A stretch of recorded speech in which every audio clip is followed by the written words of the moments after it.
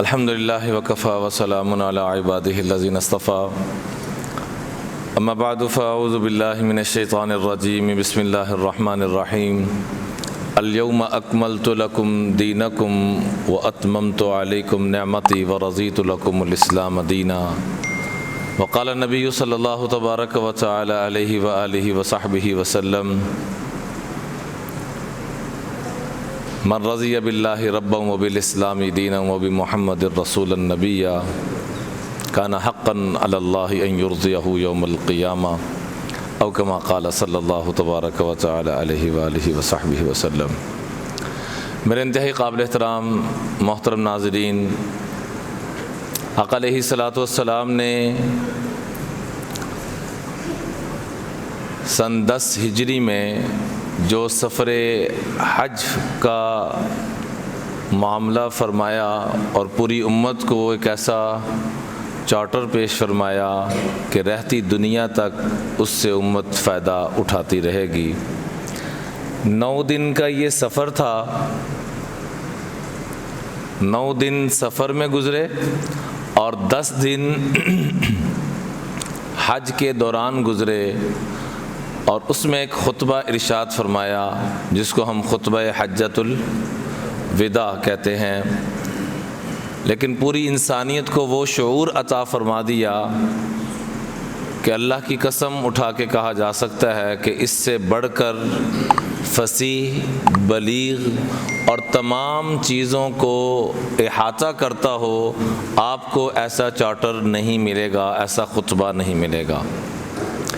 آقا علیہ الصلاۃ والسلام نے سب سے پہلی جو یہاں پر بات فرمائی، فإنی لا ادری لعلی لا القاکم بعد عامی ھذا، میری تمہارے ساتھ دوبارہ ملاقات نہیں ہو سکے گی، لہٰذا پوری توجہ، پورے دھیان کے ساتھ، یوں کہیں کہ تمام علوم نبوت کا خلاصہ جتنے بھی انبیاء آئے ہیں ان کے جتنے بھی علوم تھے اس کا پورا خلاصہ آقا علیہ الصلاۃ والسلام نے اس 10 منٹ کے خطبے کے اندر پیش فرمایا ہے۔ اس کا خلاصہ میں ایک بطور طالب علم ہونے کے جو سمجھا ہوں اس کا خلاصہ وہ میں 10 شقوں کی صورت میں پیش کروں گا۔ سب سے پہلی چیز فرمائی، سنانے سے بھی پہلے دوسروں تک پہنچانے کی اہمیت کو بیان کیا۔ آپ اسی سے اندازہ کریں کہ جو سنانا ہے اس سے پہلے کیا کہا، نظر اللہ امرأن، قیامت تک آنے والے انسانوں سن لو، جو پرسکون زندگی گزارنا چاہتا ہے، جو راحت والی زندگی گزارنا چاہتا ہے، میں اللہ کا مصطفیٰ اس مبارک مجمع کے سامنے رب کی بارگاہ میں یہ دعا کرتا ہوں، اے اللہ جو قیامت کی صبح تک میرا امتی میری باتوں کو سن کر دوسروں تک پہنچائے وہ کبھی بھی بے سکون نہ ہو۔ کون کون سکون چاہتے ہیں؟ ذرا اشارہ، حضور کی دعائیں کون کون لینا چاہتے ہیں؟ ہم سب لینا چاہتے ہیں، تو نیت کر لیں کہ جو 10 نکات پیش کیے گئے ہیں خاص طور پہ خطبہ حجۃ الوداع کو اتنا عام کریں کہ ہر بچے، ہر بڑے، ہر مرد، ہر عورت، ہر ان پڑھ، ہر لکھا پڑھا، جو بھی جس درجے میں ہے، ہر ایک تک ہم نے اس کو پہنچا کر انشاءاللہ اللہ کی بارگاہ میں سرخرو ہو کر پیش ہونا ہے۔ تبلیغ کی اہمیت کے بعد سب سے پہلے جس چیز کی صفائی فرمائی، سب سے پہلے تبلیغ کی اہمیت شروع میں بھی اور خطبے کے آخر میں بھی تبلیغ کی اہمیت کو بیان فرمایا کہ دوسروں تک پہنچانا، اور اس کے بعد جو دوسری چیز بیان فرمائی وہ تکبر کے خاتمے کو پیش کیا۔ کلکم لآدم وآدم من تراب ان ربکم واحد ان اباکم واحد، تمہارا رب بھی ایک، تمہارا باپ بھی ایک، تم سب آدم علیہ الصلاۃ والسلام سے پیدا ہوئے ہو، اور حضرت آدم کس سے پیدا ہوئے ہیں؟ مٹی سے پیدا ہوئے ہیں، تو لہٰذا اپنے اندر تکبر مت پیدا کرنا۔ آج انسان نے تیرنا سیکھ لیا پانی کے اندر، اڑنا سیکھ لیا، نہیں سیکھا تو چلنا نہیں سیکھا۔ انسان کے اندر کیا عاجزی ہونی چاہیے وہ نہیں سیکھی۔ تکبر کے اوپر لمبی بات ہے، لیکن یہاں پر میں علامہ صاحب کا شعر نہ پیش کروں تو گزارا نہیں ہوگا۔ علامہ صاحب نے بڑے دکھ کے ساتھ بانگ درا میں فرمایا، منفت ایک ہے اس قوم کی، نقصان بھی ایک، منفت ایک ہے اس قوم کی، نقصان بھی ایک، ایک ہی سب کا نبی، دین بھی، ایمان بھی ایک، حرم پاک بھی، اللہ بھی، قرآن بھی ایک، ایک ہی سب کا نبی، دین بھی، ایمان بھی ایک، کچھ بڑی بات تھی ہوتے جو مسلمان بھی ایک، کچھ بڑی بات تھی ہوتے جو مسلمان بھی ایک، فرقہ بندی ہے کہیں اور کہیں ذاتیں ہیں، فرقہ بندی ہے کہیں اور کہیں ذاتیں ہیں، کیا زمانے میں پنپنے کی یہی باتیں ہیں؟ کیا صرف یہی ایک کام رہ گیا پھلنے پھولنے کے لیے کہ ہم ایک دوسرے کے ساتھ لڑائی جھگڑے کرتے رہے؟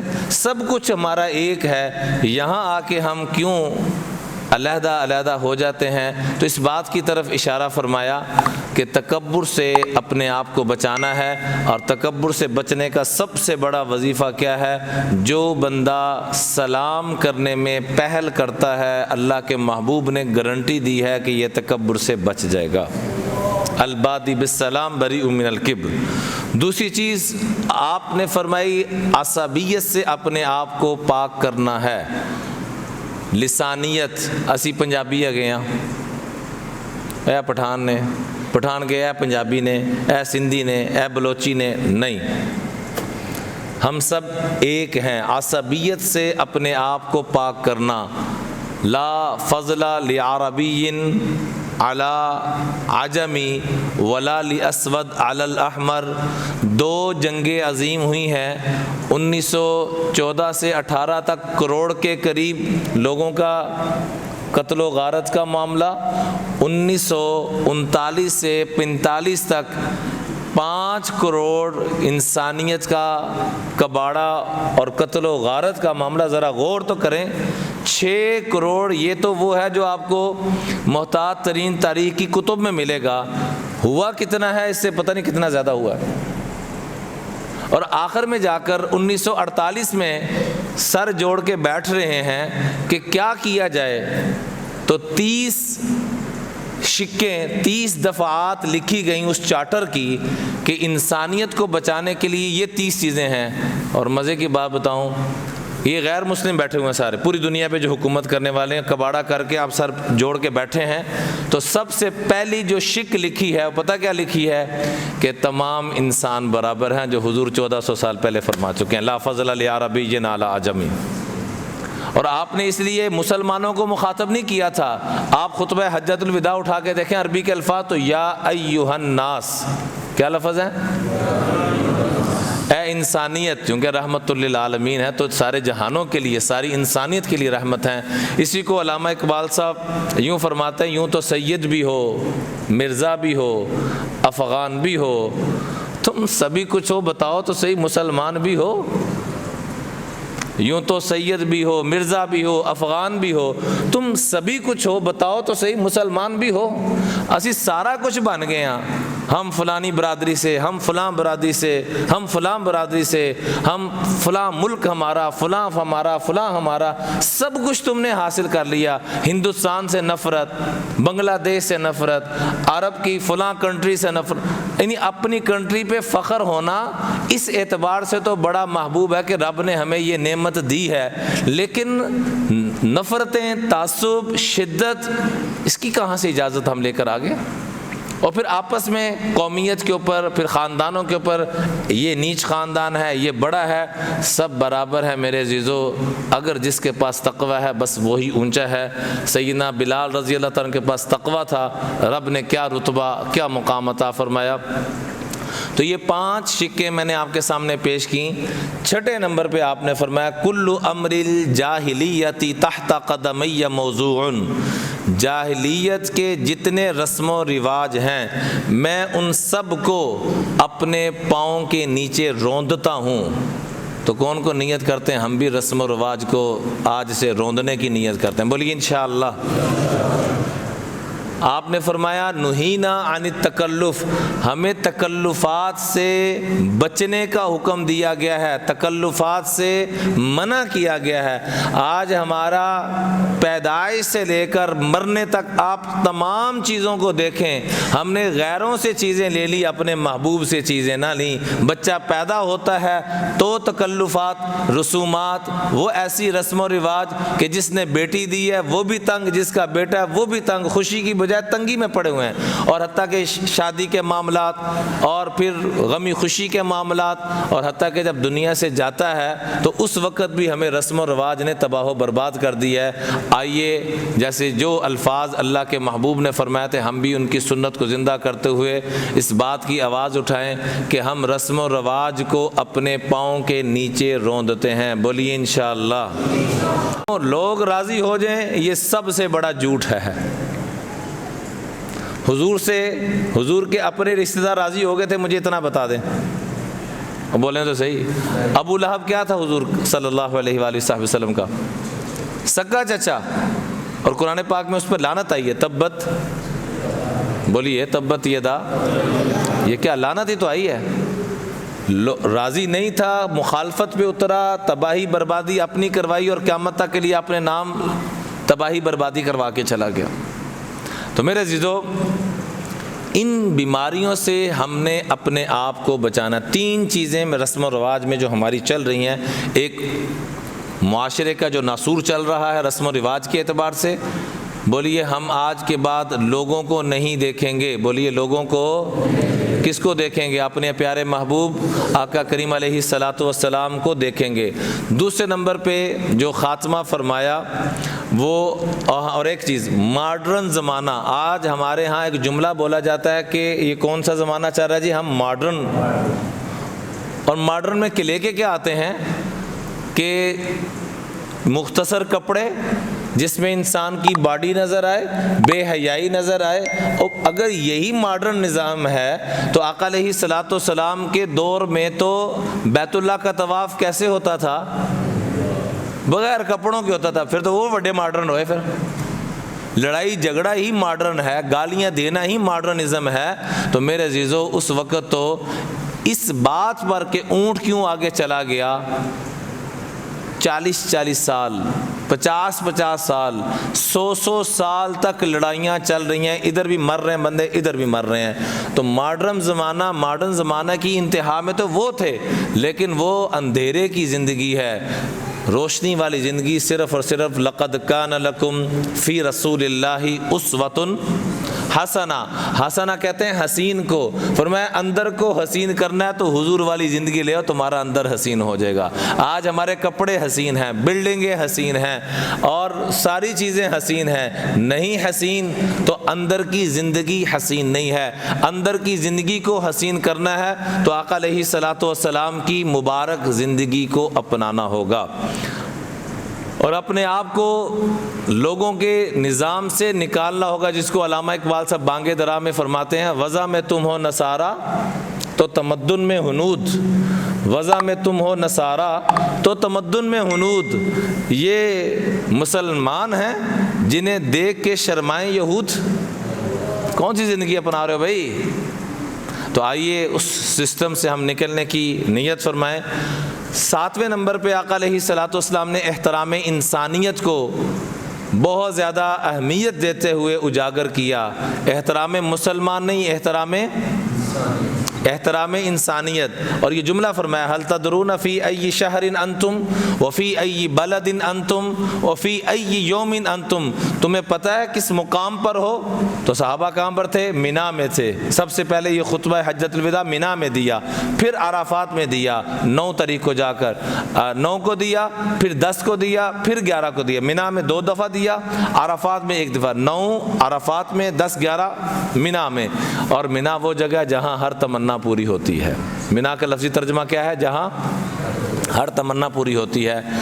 آپ علیہ الصلوۃ والسلام فرما رہے ہیں یہ منا، یہ عرفات کائنات کا سب سے قیمتی جو مقامات ہیں ان میں سے 2 مقامات یہ والے بھی ہیں، اور سب سے قیمتی مہینہ، سب سے عظیم مہینہ اور سب سے قیمتی دن عرفات کا دن۔ آپ نے فرمایا یہ سب کچھ بڑا مبارک ہے، لیکن تمہیں پتہ ہے جیسے یہ قابل احترام ہے، جیسے یہ مبارک ہے، جس اللہ نے اسی طرح ہر مسلمان کو، ہر انسان کو قابل احترام بنایا ہے۔ چنانچہ بیت اللہ کو دیکھ کر فرمایا نظر الی الکعبہ فقال لا الہ الا اللہ ما اطیبک، اے بیت اللہ تو بڑا قابل احترام، تیری ہاتھ جو ہوا لگ کے کسی کو ٹکرائے وہ بڑا قابل احترام، لیکن فرمایا والمؤمن اعظم حرمۃ من، جس نے کلمہ پڑھا ہے وہ تجھ سے بھی زیادہ قابل احترام۔ پھر اس کے بعد مسلمان کی تعریف کیا فرمائی؟ میرے اور میرے رب کے کاغذوں میں مسلمان وہ ہے، آج ہم سب نیت کریں مسلمان جو آقا فرما کے گئے ہیں وہ والا مسلمان بننا، بولیے انشاءاللہ۔ آپ نے فرمایا مسلمان میرے اور میرے رب کے کاغذوں میں المسلم من سلم الناس، جس سے انسانیت کو سلامتی پہنچے وہ مسلمان ہے۔ پھر فرمایا مومن المومن من امینہ الناس، مومن وہ ہے جس سے انسانیت کو امن پہنچے۔ مہاجر وطن چھوڑنا ہجرت نہیں ہے، المہاجر من ترک الخطایا والذنوب، مہاجر وہ ہے، ہجرت کرنے والا وہ ہے جو گناہوں کو چھوڑ دے۔ یہ 3 چیزیں ارشاد فرمانے کے بعد فرمایا پورے خطبے میں میرے ناقص علم کے مطابق اتنا تکرار کسی چیز کا نہیں فرمایا، 3 دفعہ فرمایا لا تظلموا لا تظلموا لا تظلموا، کسی کے ساتھ ظلم نہ کرنا، کسی کے ساتھ زیادتی نہ کرنا، کسی کا دل نہ دکھانا۔ ایک اللہ والوں کے پاس ایک مرید آیا، کہنے لگا حضرت نصیحت فرما دیں، کچھ رہنمائی فرما دیں۔ فرمایا بیٹا ہو سکے تو زندگی ایسے گزارنا کہ کل رب کی بارگاہ میں تیری شکایت لے کے جانے والا کوئی نہ ہو، تو ظلم نہ کرنا، زیادتی نہ کرنا، جو کریں گے۔ واحد ایک حدیث میں پیش کرنا چاہوں گا جس میں یہ وہ واحد گناہ ہے، ایک یہ اور ایک رشتہ داروں سے قطع تعلقی، جس کی سزا دنیا میں ملتی ہے۔ ایک ظلم کرنا، بخاری کی روایت ہے ما من ذنب اجدر ان يعجل لصاحبه العقوبة ما يدخر له من البغي وقطيعة الرحم، ایک جو ظلم کرے گا اللہ کی قسم آخرت میں تو بعد میں جائے گا، پہلے یہیں پر اس کا بدلہ لے گا پھر آگے جائے گا۔ اور دوسرے نمبر پہ جو رشتہ داروں سے قطع تعلقی کرے گا، رشتہ داریاں تھاڑا مرنا جینا ختم، کہیں مزاج نہیں ملتا تو مرنا جینا مت ختم کریں، ملنا جلنا کم کر دیں۔ ملنا جلنا کم کرنا اور مرنا جینا کم کرنا، ختم کرنا، دونوں میں بہت فرق ہے۔ سامنے ہے سلام کریں، کہیں پر اس کا تذکرہ اور تبصرہ نہ کریں، یہ اس کا حکم ہے۔ آپ کو برا لگتا ہے کم ملے، لیکن یہ کہنا کہ مرنا جینے ختم، سلام دعا ہی ختم، یہ ایسے انسان کی کوئی عبادت اس کے سر کے اوپر سے بھی نہیں جاتی، ساری صلاحیت اس کی نیچے رہ جاتی ہیں۔ اس کے بعد آپ نے مالی حقوق کی ادائیگی کے حوالے سے 3 چیزوں کو ارشاد فرمایا کہ ہمیشہ امانت کی پاسداری کرنا، جو قرض لیا ہے اول تو قرض سے بچنا۔ القرض مقراض المحبہ، قرض وہ بیماری ہے جو محبتوں کو کاٹ دیتی ہے، بڑی مجبوری ہو، جیسے سرجری بامر مجبوری کروائی جاتی ہے، خوشی کی وجہ سے نہیں کروائی جاتی، بڑی مجبوری ہو تو قرض لینا، ورنہ حتی الوسع قرض سے بچنا۔ اور آپ نے قرض لینے جس نے لیا ہوا اور ادا نہ کر سکا، آپ نے اس کا جنازہ پڑھانے سے انکار کر دیا۔ رحمت للعالمین، سامنے میت پڑی ہوئی ہے اور آپ فرما رہے ہیں حل علیہ دین، کیا اس نے کسی کے پیسے دینے ہیں؟ کہا یا رسول اللہ اس نے دینے ہیں، تو آپ نے فرمایا صلوا علی صاحبکم، میں اس کا جنازہ نہیں پڑھاؤں گا۔ تو نیت کریں کہ جن جن سے قرض لیا ان سے سب سے پہلے تو معافی مانگیں، کہ بھئی ہمیں معاف کر دو، ہم نے تاخیر کی ہے، میں یہ جذبہ رکھتا ہوں، دعا کرنا اللہ مجھے ہمت اور توفیق دے کہ میں مرنے سے پہلے آپ کا قرض ادا کروں۔ آپ نے باقاعدہ جملے ارشاد فرمایا، الدین مقضی، جو قرض لیا اس کو فوراً ادا کرو۔ العاریۃ مودات، جو عاریت ادھار پہ چیز لی جائے اس کو واپس کرو، جیسے کسی سے استری لے کے آگے، کسی سے کوئی برتن لے کر آگے، اس کو ایسے استعمال کرو۔ ایک ایک چیز کو بیان کر دیا، اب اندازہ کریں، کسی سے استری لے کر آگے، چارپائی لے کر آگے، کرسی لے کر آگے، کوئی بھی چیز لے کر آگے، اس کو ایسے استعمال کرو جیسے آپ کی اپنی ذاتی چیز احتیاط سے کی جاتی ہے، اور اس کو پھر واپس کرو۔ والامانۃ مردودۃ، امانت جو بھی رکھوائی جائے اس کو ویسے ہی رد کیا جائے، واپس کیا جائے۔ یہ تین چیزیں مالی حقوق کے اعتبار سے ارشاد فرمائی۔ اس کے بعد خواتین کے اعتبار سے بہت زیادہ اہمیت کے ساتھ خواتین کے حقوق کو بیان فرمایا، اور فرمایا اتقوا اللہ فی النساء، اللہ کا واسطہ تمہیں دیتا ہوں، اللہ سے ڈرو، تمہیں اللہ کا واسطہ دیتا ہوں، اللہ سے ڈرو اور عورتوں کے ساتھ حسن سلوک کرو۔ استوصوا بالنساء خیرا، ان کے ساتھ میں تمہیں خیر کی وصیت کا حکم کرتا ہوں، اور خاص طور پہ ان تحسنوا الیہن فی کسوتہن وطعامہن، ان کے کھانے میں جہاں 2 روپے لگنے ہیں وہاں 3 روپے لگانا، کپڑے میں جہاں 5,000 لگنے ہیں وہاں 7,000 لگانا۔ اس کا باقاعدہ حجۃ الوداع کے موقع پہ حکم دیا کہ اس میں کنجوسی مت کرنا، بخل سے کام مت لینا، تم یہاں خرچ کرنا، دیکھنا رب تمہیں کہاں کہاں سے عطا فرمائے گا۔ اس لیے اپنے گھر والوں کے ساتھ، بیوی کے ساتھ خاص طور پر، اور بیٹی، بہن، ماں، جس صورت میں بھی ہے، یہاں خواتین کا لفظ بولا گیا ہے، اس میں ماں، بہن، بیٹی، بیوی سارے ہی آگے، اور خاص طور پر ایک موقع پر بیویوں کے حوالے سے، چونکہ وہ اپنا سب کچھ چھوڑ کر آپ کے پاس آئی ہے، تو ان کے بارے میں 2 مرتبہ فرمایا ڈبل محنت آپ نے کرنی ہے، سنگل محنت اس کے ذمے ہے۔ ہم کیا کہتے ہیں، ڈبل محنت وہ کرے محبت کے فضا کو قائم، نہیں، یہ مرد کے ذمے ہے۔ خیارکم خیارکم 2 مرتبہ فرمایا، تم میں سے بہتر، تم میں سے بہتر۔ ڈبل محنت مرد کرے گا تو سنگل محنت عورت کرے گی، اور گھر کی فضا جنت کی فضا اور جنت کا نمونہ بن جائے گی۔ اس کے بارے میں آخری جو الفاظ تھے زبان اقدس کے، اس میں بھی یہی ارشاد فرمایا، اور اس موقع پہ بھی خطبہ حجۃ الوداع میں فرمایا کہ خاص طور پہ عورتوں کا خیال رکھنا۔ اور سب سے آخر میں حقوق ملازمین، جتنا ظلم اور زیادتی ملازمین کے ساتھ ہو رہی ہے، اللہ کی قسم ہماری کہیں پکڑ نہ آ جائے۔ تباہی اور بربادی کی بہت بڑی جڑ اور بنیاد آپ نے 2 مرتبہ فرمایا، ارقاؤکم ارقاؤکم، اپنے ماتحتوں کا خیال، جو خود پہنتے ہو ان کو پہنانا، جو خود کھاتے ہو ان کو کھلانا۔ آج ہمارے معاشرے میں تباہی اور بربادی کی ایک بہت بڑی وجہ قتل و غارت، دشمنیاں، لڑائی جھگڑے، ڈاکہ، چوری، کرپشن۔ اس کی وجہ کیا ہے؟ 2 طریقے کار ہیں زندگی گزارنے کے، معاشی نظام کو لے کے چلنے کے۔ کتنے طریقہ کار ہیں جی؟ ایک اسلامی اور ایک غیر اسلامی۔ اسلامی معاشی نظام اور دوسرا سرمایہ دارانہ نظام۔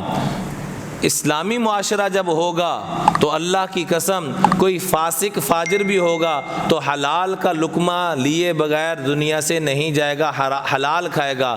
اور اگر معاشی نظام نہ اسلامی ہوا، سرمایہ دارانہ نظام ہوا، تو چاہے امام صاحب ہوں، شیخ الحدیث صاحب ہوں، ان کو بھی حرام کی طرف ہی مجبوراً حالات ایسے بن جائیں گے کہ کچھ نہ کچھ اثر ان پر بھی اس کا ضرور پڑے گا۔ اس لیے آپ ذرا غور کریں، سرمایہ دارانہ، جس میں آیا ہی سرمایہ، سرمایہ کی بنیاد، تو باقی پیچھے رہ کیا گیا؟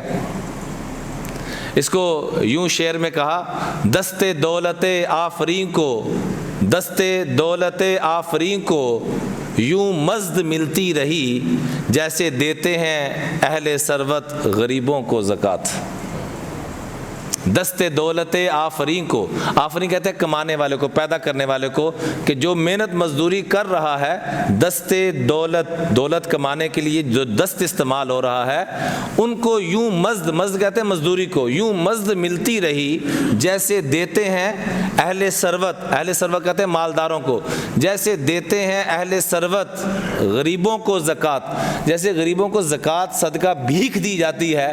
آج فیکٹریوں میں ملازمین کو اور ہمارے جو پورے پاکستان کے چاہے وہ اسٹیٹ کے ملازمین ہیں، کسی بھی ادارے سے تعلق رکھتے ہیں، ہماری چوراہوں پہ ٹریفک پولیس والے سے لڑائی، اور کہیں پر فوج کھڑی ہے تو ہمارے نوجوان وہاں پر بدتمیزی کا کردار ادا کر رہے ہیں، اور کوئی ملازم پاس ہے تو اس کے ساتھ بدتمیزی کا کردار ادا کر رہے ہیں۔ آپ نے فرمایا ان کا اتنا خیال رکھنا جتنا اپنی اولاد کا خیال رکھتے ہو۔ کیا ہم رکھتے ہیں؟ کیا اللہ کے ہاں پیش نہیں ہونا؟ آپ نے ایک فیکٹری شروع کی، آپ کے ساتھ جو ملازمین اپنا دن رات نہ گرمی نہ سردی نہ غمی نہ خوشی کسی چیز کو دیکھے بغیر آپ کا بازو بن کے چل رہے ہیں، اور آپ کچھ سالوں میں لینڈ کروزر پر آ گئے، اور وہ پہلے دن بھی سائیکل پر تھا اور آج سے 50 سال کے بعد بھی سائیکل پر ہے، اللہ کو کیا جواب دیں گے؟ اللہ ایسے حجوں کو، ایسی نمازوں کو، زکاتوں کو، صدقوں کو منہ پہ مارے گا میرے آپ کے۔ یہ تو حکومت نے بھی طے کیا ہے کہ آپ 1 کروڑ کماتے ہیں، کم از کم اس کا 5 لاکھ جتنے بھی آپ کے ملازمین ہیں ان میں تقسیم کریں۔ ہم کم از کم ابتدا اس سے تو کریں، اور اعلیٰ درجہ کیا ہے کہ جہاں ہم جا رہے ہیں ہم کوشش کریں، جہاں 100 روپیہ کما رہے ہیں 50 روپیہ اپنے جو ہمارے مینجمنٹ ہے، ملازمین ہے، جو جتنا ایفرٹ کر رہا ہے اس حساب سے ان میں ڈیوائڈ کریں، پھر دیکھیں اللہ کیا برکت عطا فرمائے گا۔ اور آخر میں فرمایا علم حاصل کرنا قبل اس کے کہ علم اٹھ جائے، اور آج میرے عزیزو علم اٹھنا شروع ہو چکا ہے۔ قرآن پاک کی تفسیر ہماری کوئی مناسبت نہیں، قرآن ادھر لے کے جا رہا ہے، ہم ادھر جا رہے ہیں۔ اللہ سے دعا ہے کہ اللہ تعالی ہم سب کو علم کے ساتھ جوڑے۔ سب نیت کریں کہ مغرب کے بعد جہاں جہاں موقع ملتا ہے، یہاں پر بھی الحمدللہ بڑی عمر کے لوگوں کے لیے قرآن پاک کی تجوید، ترجمہ، لفظی ترجمہ، پھر تفسیر انشاءاللہ، اور ایسی موقع محل کی دعائیں، یہ ساری چیزوں کا مجموعہ لے کے چلیں گے۔ اگر آپ کی مسجد میں ہے تو بہت اچھے، ورنہ یہاں پر الحمدللہ چھوٹے عمر کے بچوں کے لیے بھی اور بڑی عمر کے لوگوں کے لیے الگ کلاسز کا اہتمام ہے۔ کون بھائی نیت تو کر لیں کہ بھائی ہم انشاءاللہ روزانہ کی بنیاد پہ 24 گھنٹوں میں سے 24 منٹ تو نکالنے کی نیت کریں۔ نیت کرتے ہیں سارے بھائی انشاءاللہ۔ اللہ تعالی ہم سب کو اس خطبہ حجۃ الوداع کے جو انوار و برکات ہیں اس سے مال و مال فرمائے۔ میں ایک طالب علم ہونے کے ناطے سے جو خلاصہ سمجھا تھا وہ 10 باتیں میں نے آپ کے سامنے پیش کی ہیں۔ اللہ تعالی ہم سب کو اس کی حقیقت نصیب فرمائے۔ وآخر دعوانا الحمدللہ رب العالمین۔